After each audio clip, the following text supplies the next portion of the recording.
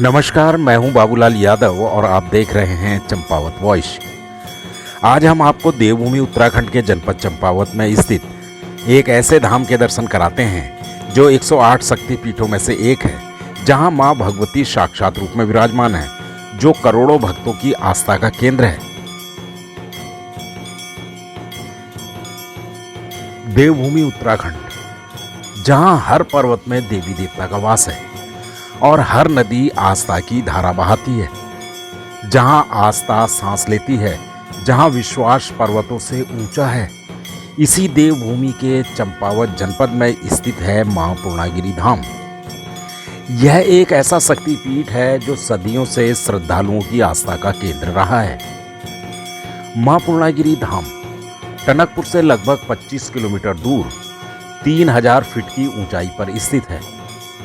यहाँ तक पहुँचने के लिए श्रद्धालुओं को ट्रेन, बस, टैक्सियों के अलावा पैदल यात्रा करनी होती है, जो भले ही कठिन हो लेकिन भक्ति इसे सरल बना देती है। यहाँ आने वाला हर भक्त अपने साथ उम्मीदें लाता है और माँ के दरबार से विश्वास लेकर लौटता है।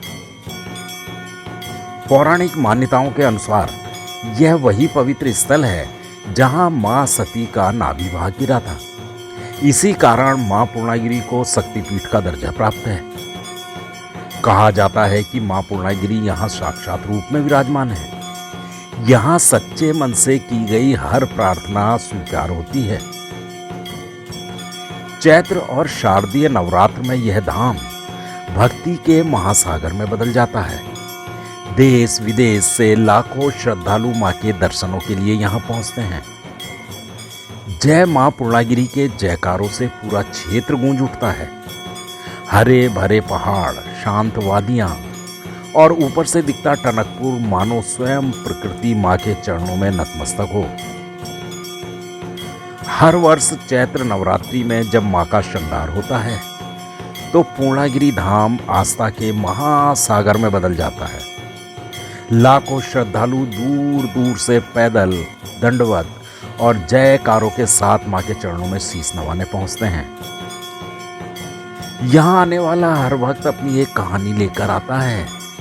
किसी की मनोकामना पूर्ण हुई तो किसी को नई दिशा मिली। स्थानीय लोगों का मानना है कि मां पूर्णागिरि कभी अपने भक्तों को निराश नहीं करती। यह धार्मिक यात्रा केवल शरीर की ही नहीं होती, यह आत्मा की भी यात्रा होती है, जहां हर कदम के साथ श्रद्धा और समर्पण गहराता जाता है। मां पूर्णागिरि धाम सिर्फ एक धार्मिक स्थल नहीं है, बल्कि यह आस्था की पाठशाला है, जहां विश्वास सबसे बड़ी जीत बन जाता है। जो एक बार यहां आता है वह सिर्फ दर्शन नहीं करता, वह मां की अनुभूति अपने साथ लेकर लौटता है। श्रद्धालुओं की सेवा में प्रशासन, पुलिस, स्वयंसेवी संगठन और स्थानीय लोग कंधे से कंधा मिलाकर खड़े रहते हैं, क्योंकि यहाँ सेवा भी भक्ति का ही एक रूप है। इसीलिए कहा जाता है कि देवभूमि उत्तराखंड के कण कण में देवी देवताओं का वास है, जिसकी अनुभूति का यहाँ आकर प्रत्यक्ष आभास किया जा सकता है।